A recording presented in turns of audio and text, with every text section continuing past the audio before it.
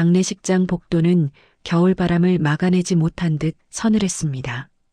강도연은 상복깃을 고쳐 여미며 빈소를 천천히 둘러보았습니다. 사람들의 애도 인사는 시간이 지날수록 더 무겁게 내려앉았고 그는 익숙한 얼굴 뒤에 숨은 위로들을 받아들이느라 지쳐 있었어요. 빈소 한쪽에 놓인 유품 상자가 그의 시선을 오래 붙잡았습니다. 그 상자는 아내가 마지막으로 남긴 흔적이라는 생각 때문인지 쉽게 손이 가지 않았습니다.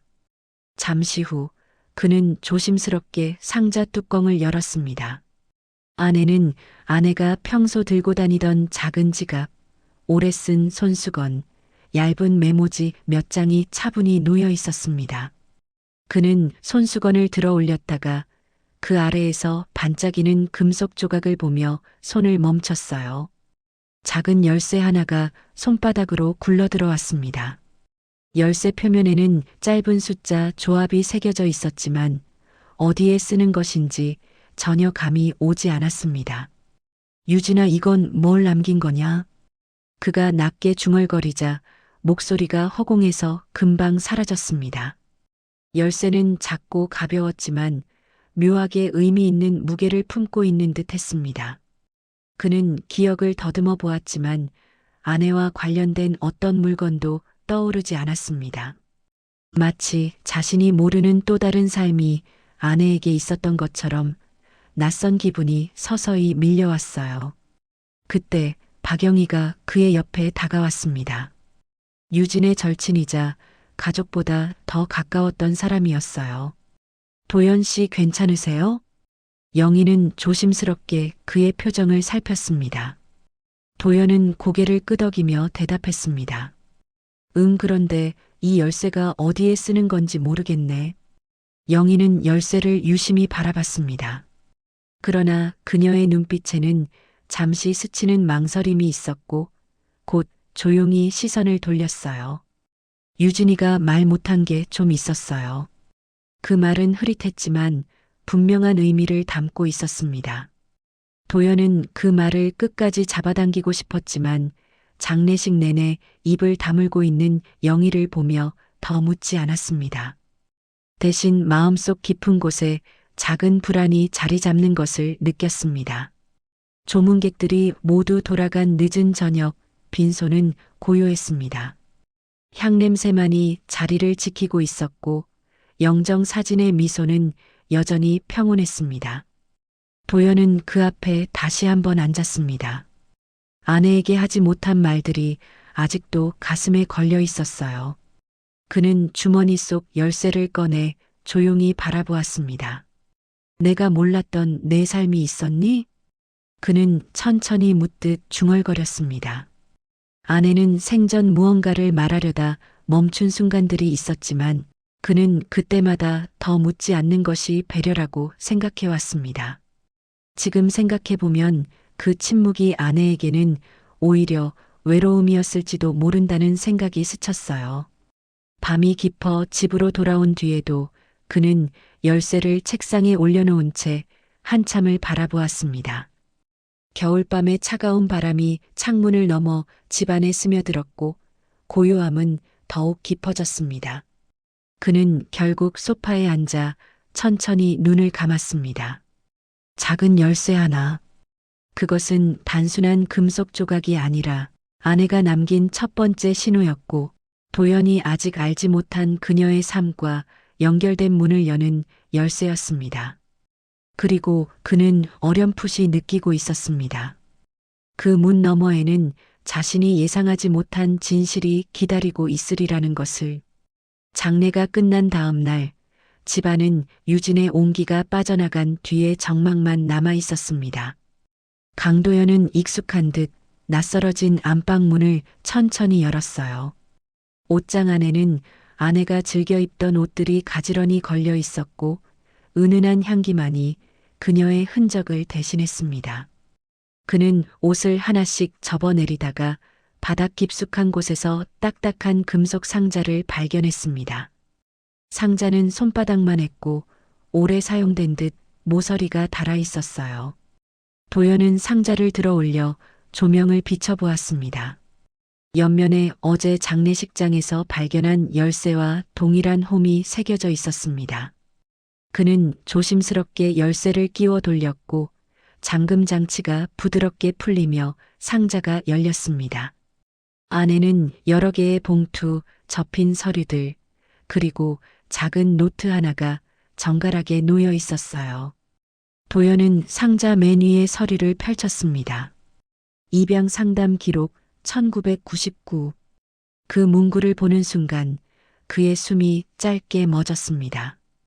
25년 전이라는 날짜는 아내가 유독 지쳐있던 시기와 겹쳐 있었어요. 입양? 왜 나한테 말도 안 했지? 그는 낮게 중얼거리며 페이지를 넘겼습니다. 서류에는 유진의 이름과 함께 서준이라는 아이의 정보가 반복해서 등장했습니다. 도연은 생전 처음 듣는 이름에 마음이 서늘하게 굳어졌어요. 다음 봉투에는 생활비 송금 내역과 병원 기부 영수증이 가득 들어 있었습니다. 송금자란에는 모두 아내의 이름이 적혀 있었고 수령인 이름에는 계속해서 서준이 찍혀 있었어요. 작은 메모지 한 장이 봉투 사이에서 떨어졌습니다. 그 아이가 아프지 않고 지내줘서 감사하다. 유진의 글씨체는 여전히 따뜻했지만 그 문장을 읽는 순간 도연의 가슴은 서서히 조여들었습니다. 그는 아내가 얼마나 많은 마음을 혼자 감당해 왔는지 짐작조차 할 수 없었어요. 상자 아래쪽에서는 주소가 적힌 봉투가 나왔습니다. 그는 즉시 휴대전화로 검색했지만 화면에는 폐건물이라는 안내만 떠올랐습니다. 도연은 깊은 숨을 내쉬며 상자를 바라보았습니다. 작은 상자 안에 담긴 것은 단순한 서류가 아니라 아내가 숨겨온 삶의 조각들이었습니다. 그는 속삭이듯 말했습니다. 유진아, 나한테 왜 말하지 않았니? 그러나 대답은 없었고 방 안에는 겨울의 정적만이 남아 있었어요. 도연은 상자를 닫으며 결심했습니다. 아내가 남긴 이 조각들을 따라가야 한다는 것을, 그것이 그녀에게 마지막으로 할 수 있는 일이라고 그는 생각했습니다. 도연은 주소가 적힌 종이를 손에 쥔 채 오래된 주택가로 향했습니다. 겨울바람이 골목을 스치며 먼지를 일으켰고 건물들은 마치 시간이 멈춘 듯 조용히 서 있었어요.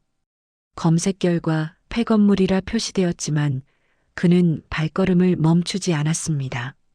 아내의 흔적이 닿아 있는 곳이라는 생각만으로도 마음이 무겁게 당겨졌습니다. 골목 끝에 도착하자 허름한 2층 건물이 눈에 들어왔습니다. 문은 굳게 닫혀 있었고 벽면에는 오래된 전단지가 바람에 너덜거렸습니다. 도연은 잠시 주변을 살피고 문틈에 손을 넣어 조심스럽게 밀었습니다. 낡은 경첩이 삐걱거리며 문이 열렸고 안쪽에서는 오래된 먼지 냄새가 흘러나왔어요. 건물 내부는 어둡고 비어 있었지만 벽 한쪽에 놓인 작은 책상이 그의 눈길을 끌었습니다. 책상 위에는 낡은 컵라면 용기와 빈 종이잔이 놓여 있었고 한켠에는 메모지 뭉치가 쌓여 있었습니다. 그는 메모지 중 하나를 들어 올렸습니다. 오늘도 이모님이 오셨다. 약 챙겨주셔서 감사하다. 글씨는 서툴렀지만 정성과 고마움이 묻어 있었습니다. 도연은 메모지를 바라보며 작은 숨을 내쉬었습니다. 유진이가 여길 왔다고? 그는 믿기지 않는 마음으로 주변을 다시 살폈습니다. 책상 서랍을 열자 얇은 서류 봉투 하나가 나왔습니다. 봉투 앞면에는 단 한 줄이 적혀 있었습니다. 도연님이 찾으시면 전달해 주세요. 그 문장을 보는 순간 그의 손이 순간적으로 떨렸습니다. 봉투 안에는 사진 2장과 짧은 편지 1장이 들어 있었습니다. 첫 번째 사진 속에는 아내가 누군가의 어깨를 토닥이며 미소 짓는 모습이 담겨 있었어요. 그 옆에 앉아 있는 청년은 얼굴이 야위었지만 눈빛만은 따뜻했습니다. 두 번째 사진은 아내가 청년에게 따뜻한 도시락을 건네는 장면이었습니다. 그는 사진을 찬찬히 바라보다가 편지를 펼쳤습니다. 도연 씨, 미안해요. 나는 당신에게 모두 말할 용기가 없었어요. 하지만 이 아이는 내가 오래 지켜온 사람입니다. 언젠가 당신이 이곳을 찾는다면 나 대신 꼭 안부를 전해주세요. 짧은 문장이었지만 그 안에는 아내가 평생 감춰온 마음이 진하게 담겨 있었습니다. 도연은 편지를 접으며 깊은 숨을 들이켰습니다. 아내의 삶이 자신이 알던 모습보다 훨씬 넓고 훨씬 외로운 길을 지나왔다는 사실을 깨달았어요. 그는 책상 위에 남아있는 작은 약봉지를 손에 들었습니다.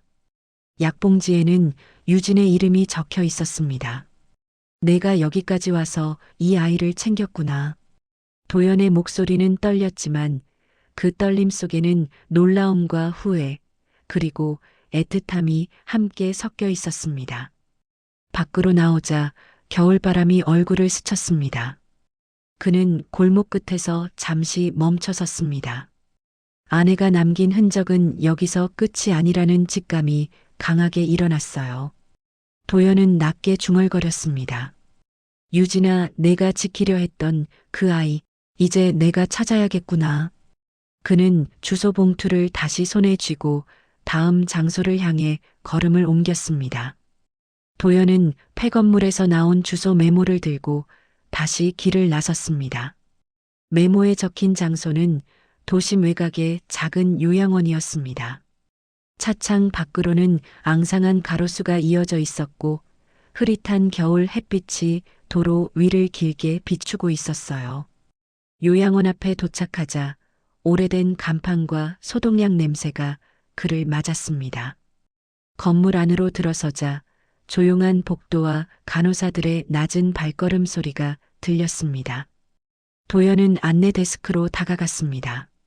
저 혹시 서준이라는 청년, 여기서 봉사했다고 들었습니다.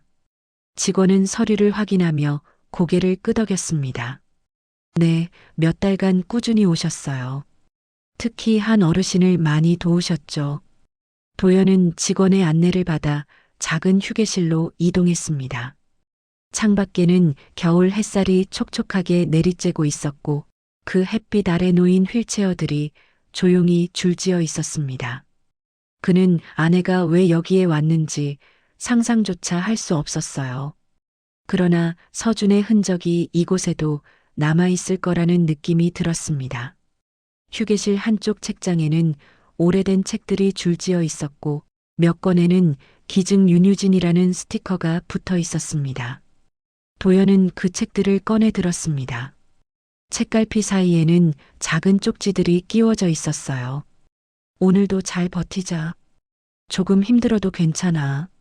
모두 아내의 글씨였습니다. 그는 쪽지를 바라보며 손끝을 조용히 떨었습니다.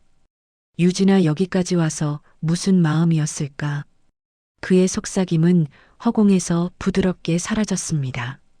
그때 직원이 다시 다가와 작은 서류 봉투를 내밀었습니다.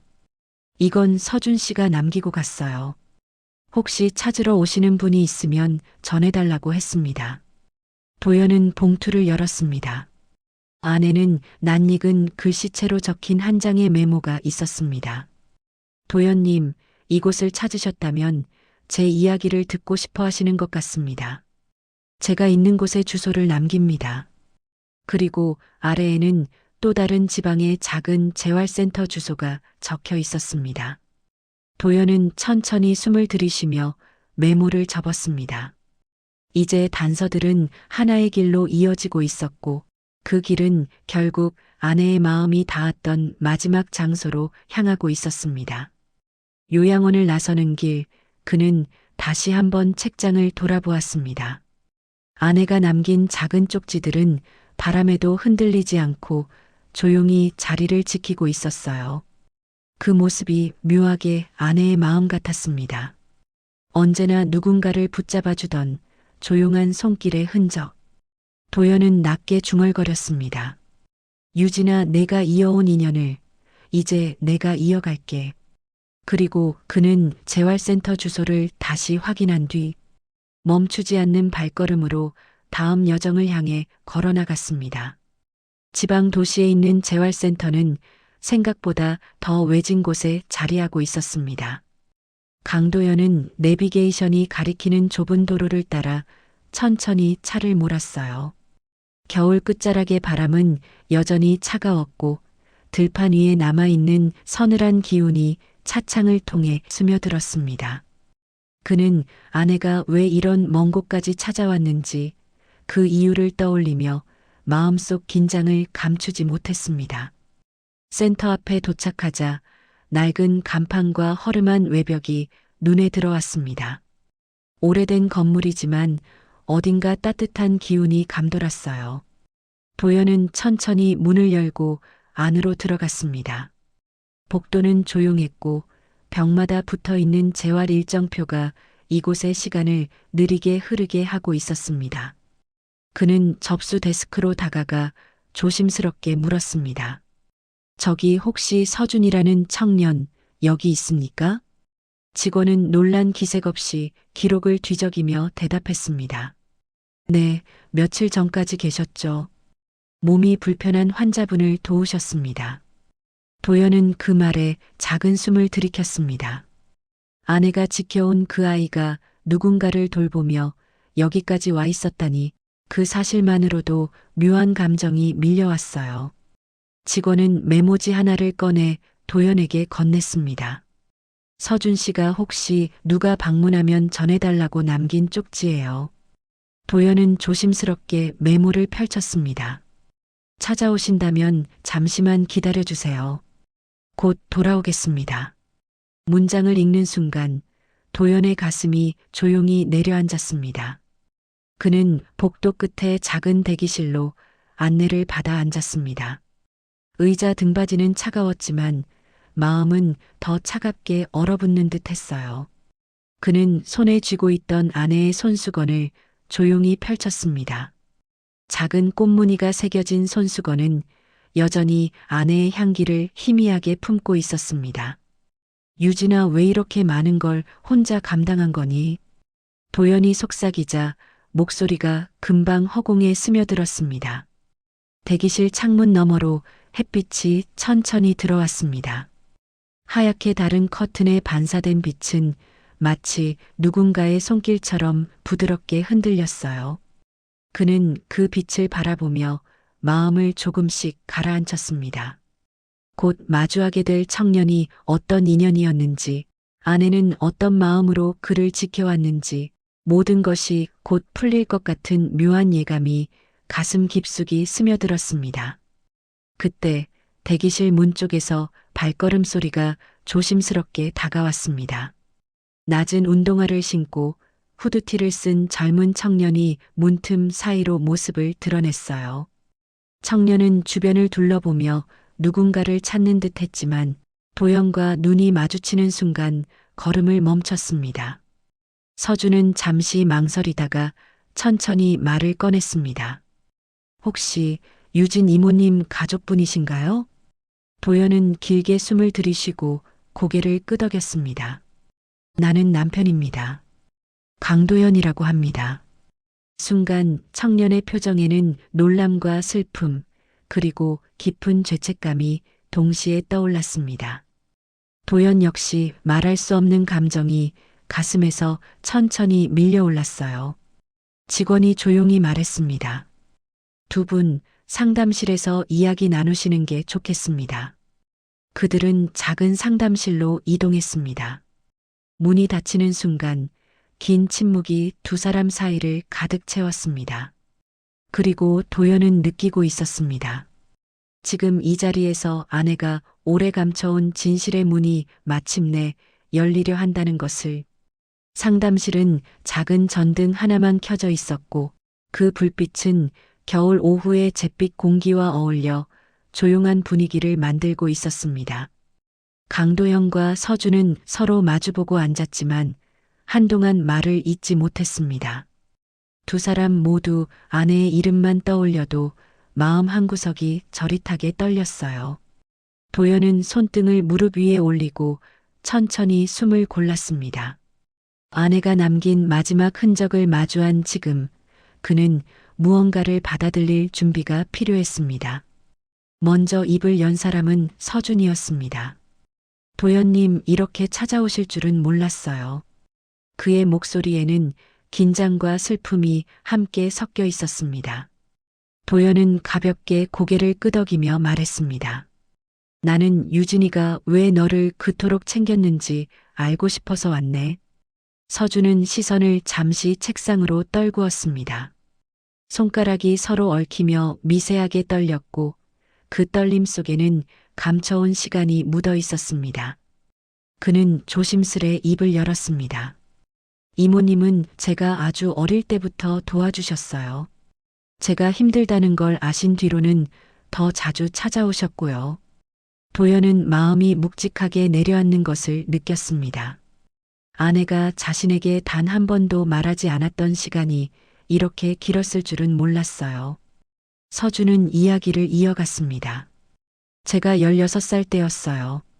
이모님이 처음 제게 밥을 사주시며 그러셨죠. 내가 살아줘서 고맙다. 라고요. 그 말이 도연의 가슴을 깊게 흔들었습니다. 그 문장은 그가 아내에게 한 번도 들어본 적 없는 아주 조용한 사랑의 방식이었기 때문이었어요. 도연은 침착하게 물었습니다. 유진이가 왜 그런 말을 했는지 알고 있었나? 서준은 천천히 고개를 저었습니다. 처음엔 몰랐어요. 그냥 저를 불쌍히 여긴 줄만 알았죠. 하지만 나중에 들었습니다. 그는 숨을 크게 들이쉬며 결심한 듯 말을 이었습니다. 이모님에게 아이가 있었다는 걸요. 사고로 잃어버린 줄로만 알았던 아이가. 도연의 등골이 서늘하게 식었습니다. 손끝이 굳어져 움직이지 않았고 심장이 한 박자 멎은 듯 했습니다. 그는 힘겹게 입을 열었습니다. 그 아이가 혹시... 서준은 고개를 들었습니다. 그의 눈빛은 흔들렸지만 더 숨기지 않겠다는 결심이 담겨 있었어요. 네. 그 아이가 바로 저라고 하더군요. 순간 상담실의 공기가 멈춘 듯 했습니다. 도연은 등받이에 몸을 살짝 기대며 깊은 숨을 들이쉬었습니다. 아내가 살아생전 얼마나 큰 마음의 짐을 지고 있었을지, 그리고 그 사실을 남편에게조차 털어놓지 못했던 이유가 무엇이었을지, 그제야 조금씩 이해되기 시작했습니다. 서준은 조용히 덧붙였습니다. 제가 이 사실을 알았을 때 이모님은 이미 아프셨어요. 저에게도 말하지 말라고 하셨어요. 남편분이 상처받을까봐, 죄책감에 더 힘들까봐 걱정하셨다고. 도연은 손가락을 움켜쥐며 말했습니다. 그 사람은 늘 그렇게 혼자 감당했지. 그의 눈가가 천천히 젖어들었습니다. 상담실은 다시 조용해졌습니다. 그러나 그 침묵은 더 이상 낯선 두 사람의 침묵이 아니라 한 여자를 통해 이어진 두 사람의 마음을 잇는 새로운 시작이 되고 있었습니다. 상담실을 나온 뒤 강도현과 서준은 재활센터 앞 작은 공원 벤치에 나란히 앉았습니다. 늦겨울의 바람이 잔잔하게 스쳤고 하늘은 어둡지만 이상하게 따뜻한 기운을 품고 있었어요. 두 사람 사이에는 더 숨길 것도 서둘러 말할 것도 없는 고요한 시간이 흘렀습니다. 도연은 품에서 아내의 편지를 꺼내 조심스럽게 펼쳤습니다. 글씨는 힘이 빠져 있었지만 한 줄 한 줄이 유진의 숨결처럼 선명했습니다. 도연 씨, 나에게 말하지 못한 시간이 있었어요. 그 아이는 내가 오래 찾아온 사람입니다. 당신이 알게 되면 마음 아플까봐 차마 말할 수 없었어요. 마지막엔 당신이 대신 손을 잡아주길 바랐습니다. 편지를 읽는 동안 도연의 가슴에는 뜨겁고 서늘한 감정이 함께 밀려왔습니다. 아내가 평생 혼자 품어온 시간들, 말하지 못한 이유, 그 모든 것들이 이제야 선명하게 하나로 이어지고 있었어요. 도연은 천천히 편지를 접어 가슴에 넣었습니다. 그리고 서준을 바라보며 조용히 말을 꺼냈습니다. 유진이는 내가 잘 살길 바랐어. 그리고 내가 너를 혼자 두지 않길 바랐지. 서준은 고개를 숙이며 떨리는 목소리로 대답했습니다. 저도 이모님을 잃었어요. 하지만 도연님이 이렇게 찾아와 주셔서 정말 감사합니다. 두 사람은 아내의 묘소가 있는 작은 산자락으로 함께 향했습니다. 겨울 흙냄새가 희미하게 느껴졌고 나무들 사이로 옅은 햇빛이 스며들었어요. 묘소 앞에 서자 도연은 조심스레 무릎을 굽혔습니다.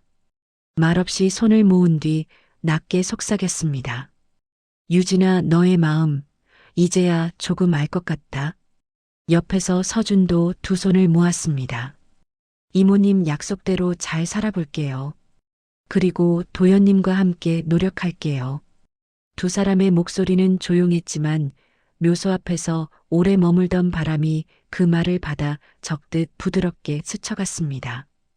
도연은 자리에서 일어서며 서준에게 손을 내밀었습니다. 서준은 잠시 머뭇거리다가 그 손을 꼭 잡았습니다. 묘소를 내려오는 길, 둘은 함께 사진 한 장을 남겼습니다. 작은 산길을 배경으로 서 있는 두 사람의 모습은 혈연이 아니었지만 아내가 남긴 사랑의 조각들이 모여 만들어낸 새로운 가족의 형태였습니다. 집으로 돌아가는 차 안에서 도연은 창밖을 바라보며 생각했습니다. 아내는 떠났지만 그녀가 남긴 마음과 인연은 여전히 살아 움직이고 있다는 것을, 그리고 그 길은 이제 자신과 서준이 함께 걸어갈 새로운 삶의 시작이라는 것을 그는 조용히 속삭였습니다. 고맙다, 유진아. 내가 남긴 마지막 선물이 이렇게 내 곁에 서 있구나.